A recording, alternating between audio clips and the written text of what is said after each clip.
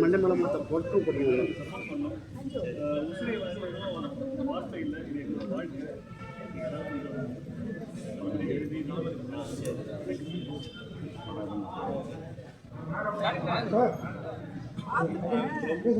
Idea பிரம்மாண்டமா இருக்குது.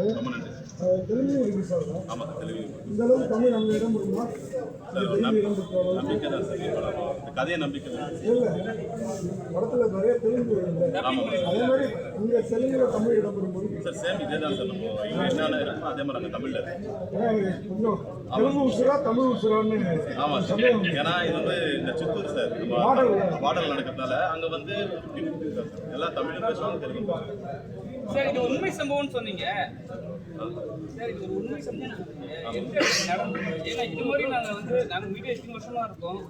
அந்த கிளைமேக்ஸ் வந்து வேற மாதிரி காட்டிருக்கீங்க. எங்க நடந்தது சார்? இது உண்மையில சித்தூரில் நடந்தது.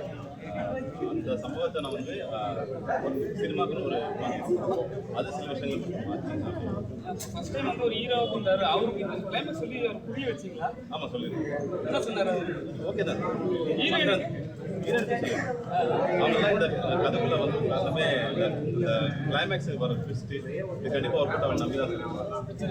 படத்தில் எல்லா கேரக்டரும் சூப்பராக தேர்வு எல்லாருமே கொஞ்சம் ஹீரோ கூட அவ்வளோ உயிரை கொடுத்துருக்காங்க. ஹீரோயின் கொஞ்சம் உற்சாகமாக கவனிச்சிங்களா? ஏன்னா அவங்க வந்து ஒரு சொபஸ்டிகேட்டடாக, ஆனால் கிளைமேக்ஸில் அது கொஞ்சம் கரெக்டாக தான் இருக்குது. ஏன்னா அவங்க ஒரு ட்ராமாவில் இருக்காங்கிற மாதிரி, ஆனாலும் கொஞ்சம் உத்தரம் எடுத்து இன்னும் கொஞ்சம் வேலை வாங்கியிருக்கலாம். அதுக்கு காரணம் என்ன சார்? இப்போ அவங்க ஒரு டிபெண்டாக தான் சார். அவங்க அம்மா என்ன சொல்கிறாங்களோ அதுதான் அவங்களோட சொந்த முடிவு எதுவுமே கிடையாது. அதனால் அவங்களோட உணர்வு வந்து அவங்களோட டிபெண்டாக எதுவும் வர மாட்டேங்குது சார். இண்டிபெண்டாக எதுவும் வர மாட்டேங்குது. அதனால் அந்த பொண்ணோட இப்படிப்பட்ட அம்மாவுக்கு இன்னும் உலகத்தில் இருக்காங்க. ஆனால் இது கொஞ்சம் பார்க்குறப்போ ஃபைனலாக ஏன்னா சொல்ல வேணாம்னால கேட்குறேன். அதாவது சார் ஃபைனலாக அப்படியே பக்தின்னு ஆகுது.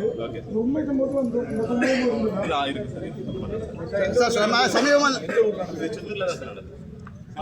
சில விஷயங்கள் வெளியே தெரியாமல் போகிறதுக்கு வாங்கி அந்த மாதிரி ஒரு மந்தனா மேடம் எப்படி இந்த கேரக்டர் நடிக்க ஒத்துக்கிட்டாங்க? மாதிரி கேரக்டரை நாங்கள் திரும்ப ஸ்பாயில் பண்ணல, எப்படி ஒத்துக்கிட்டாங்க? இல்லை அவங்க அதாவது அந்த கேரக்டர் பிடிச்சிருந்தாலும் சார். ப்ரொடியூசர் வந்து உங்களுக்கும் பணம் கொடுக்குறாரு, ஹீரோக்கும் பணம் கொடுக்குறாரு, ஸ்டார்டிங் வந்து பணம் கொடுத்துருக்காரு. இல்லை சார், அவர் வந்து ப்ரொடியூசர் வந்து பணம் கொடுக்குறாரு தான் ப்ரொடியூசர் சார். இல்லை சார், நான் 15 வருஷமாக நான் வந்து ஷார்ட் ஃபிலிம்ஸ் எடுத்துக்கிட்டு அசோசியேட்டர் நான் இருந்தேன். அது அவருக்கு அந்த ஒரு இது எனக்காக தான் அவர் படம் பண்ணார். ஏன்னா நல்லா தமிழ் பேசுகிறார், தமிழில் சார் அவரா இல்லை சார். ஊரில் என்னன்னா தெலுங்கு, அதான் நான் சொன்ன மாதிரி தெலுங்கு பேசுவாங்க, தமிழ் பேசுவாங்க. ஸோ நம்ம அது காரணம் சார். லவ் மட்டும் ரொம்ப நல்லா சொல்லியிருக்கோம். இன்னும் நல்லா ஒரு வந்து அந்த இன்னொரு ஹீரோ ஆமாம் சொல்லுவார்ல, ரொம்ப நல்லா இருந்தது. ரொம்ப நல்லா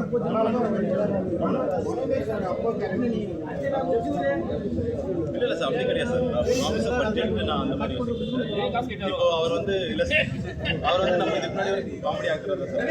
ரீசெண்டாக பார்த்தீங்கன்னா சார்லி சாருமே வந்து மாநகரம் படத்தை ஒரு அருமையாக எப்பவுமே காமெடி பண்ணுறவங்க தொடர்ச்சியாக காமெடி பண்ணணும் அவசியம்.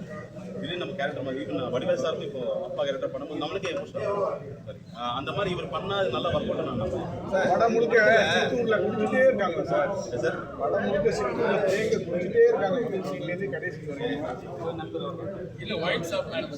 இவரா? ஓகே சார், நம்ம அடிக்கடி பேப்பர் நியூஸ் பார்க்குறோம் சார்.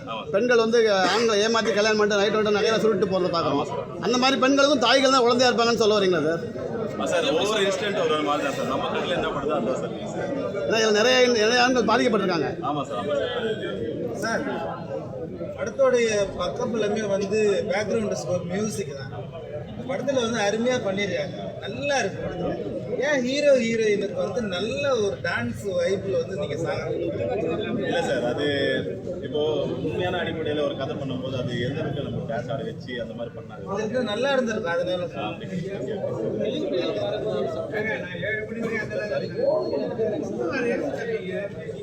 இல்ல சப்டைட்டில்ஸ்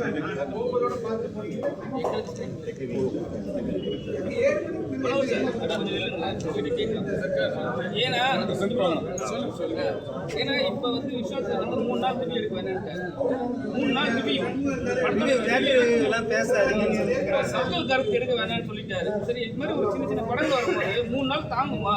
சரி அதை உங்களோட கருத்து என்ன? ஏன்னா நீங்களாம் சின்ன படம் நடிக்கிறவங்க சரிங்களா? இல்லாட்டி வந்து உங்க படம்லாம் வந்து வெளியே தெரியாது. ஒரு நாள் எடுக்கலன்னா நீங்க என்ன நினைக்கிறீங்க? நீங்க நடிகர் சங்கத்துல இருக்கிறீங்க அதனால சரி கவனிக்கல. அவர் என்ன சொல்றாருன்னா 3 நாள் ரிவ்யூ எடுக்காதீங்க, 3 நாளுக்கு அப்புறம் ரிவ்யூ கொடுங்கன்றாரு. இந்த படத்துக்கு 3 நாள் ரிலீஸ் பண்ணதுக்கு அப்புறம் ஆமா ரிலீஸ் பண்ணதுக்கு அப்புறம் 3 நாளுக்கு அப்புறம் நீங்க அந்த எது வேணா பேசுங்கிறாரு. உங்க படத்துக்கு அது மாதிரி பேசலாமா?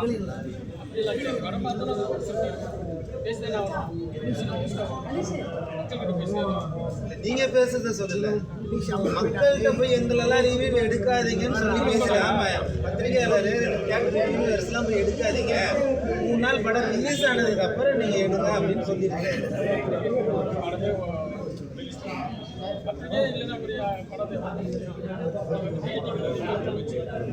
மனோ சார் மக்கள்கிட்ட போய் சேருது நிறைய விஷயம். சின்ன படங்களுக்கு சேர்றதுனால இது சின்ன படம் நல்லா தான் கூட போயிருக்கு.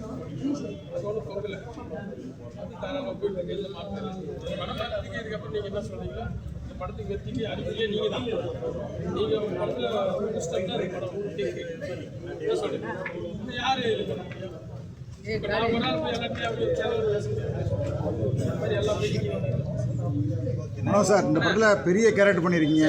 வாய்ஸ் உங்களை தான் டப்பிங் வாய்ஸா? என்னுடைய ஓன் வாய்ஸ்ண்ணே, என்னுடைய ஓன் வாய்ஸ். டேரக்டர் ஒரு வேலை வாங்கினார். அவர் இதாக பேசணுன்றது டைப் பண்ணி அவசரப்படாமல் பதட்டம் இல்லாமல் ரொம்ப டைம் எடுத்து எனக்கு வேலை வாங்கினார். எந்த மாற்றம் கிடையாது. நானாக சொந்தமாக எந்த டைலாக் கூட சொல்ல முடியல. கேரக்டர் இதுதான் சொல்லிட்டார். படம் ரொம்ப நல்லா இருக்கு. நீங்கள் அருமையாக ரொம்ப நடிச்சிருக்கீங்க. நன்றி. மனோரண்ணா, ஒரு எத்தனை ஆண்டு கால சினிமா வாழ்க்கையில இந்த கேரக்டர்ல ஒரு அப்பா கேரக்டர் நல்லா அருமையாக நடிச்சிருக்கீங்க. அதை நீங்க எப்படி பாக்குறீங்க? உங்களுக்கு எந்த அளவுக்கு மகிழ்ச்சியை கொடுக்கும்? நான் ரொம்ப பெருமைப்படுறேன். எந்த மாற்றம் இல்லை. என் குடும்பத்தில் நடக்கிற சம்பவம் என் பையனுக்கு நடக்கிற வாதம்